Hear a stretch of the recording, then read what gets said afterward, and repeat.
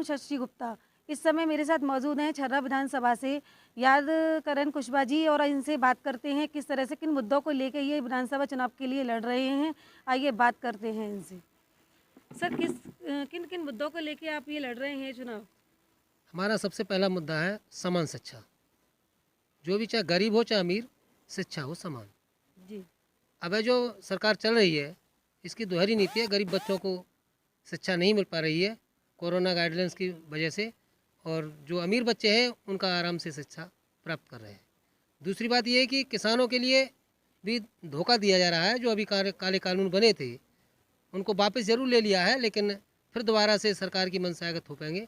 हम ये चाहते हैं कि किसान के लिए आय दोगुनी हो, किसान के लिए उचित मूल्य पर खाद और बीज मिले, समय से मिले। अब फिलहाल जो खाद चल रहा है वो ब्लैक खोरी हो रही है। बात करूं मैं शिक्षा की, जैसा कि कोरोना काल में स्कूल बंद थे और पढ़ाई नहीं हो पा रही थी, ऑनलाइन शिक्षा चल रही थी, और जैसे कि आपने कहा कि शिक्षा पे ध्यान देंगे, जैसे ओमिक्रॉन जैसा इतना वायरस चल रहा है, इस पर पहले की तरह ही लग रहा है कि लॉकडाउन लगने की संभावना है। इसके लिए आप क्या करेंगे शिक्षा के लिए?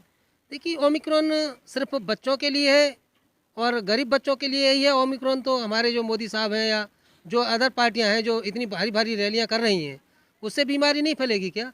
केवल स्कूल खोलने से ही बीमारी फैलेगी? ये जो ठेके हैं, लाइन लग रही है, इन पर बीमारी नहीं फैलेगी क्या? दूसरी जगह भीड़ हो रही है बहुत ज़्यादा, वहाँ बीमारी नहीं फैलेगी। केवल शिक्षा पर ही बीमारी फैलेगी। शिक्षा इसलिए बंद की गई है कि जो पढ़ेगा वो बोलेगा, सरकार से सवाल करेगा, और जो जानेगा नहीं तो सरकार से सवाल नहीं करेगा।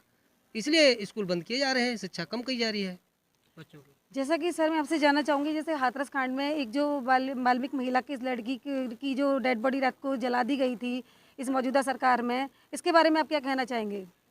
देखिए, उसके साथ में बहुत बड़ा अन्याय हुआ, और अन्याय के साथ साथ दुरंधों ने तो अन्याय क्या ही किया, लेकिन सरकार ने और चौगुना अन्याय किया। दरिंदों को बचाया और उसका तेल डाल करके रात में ही, रातों रात उन्होंने जो उस लाश को फूंक दिया, परिवार वालों को दिखाया तक नहीं। इसमें सरकार बहुत दोषी है। जैसा कि आपकी सरकार को अगर आपको जनता के द्वारा आपको मत मिलते हैं और आप नारी सशक्तिकरण के लिए ऐसा क्या करेंगे जो कुछ विशेष हो?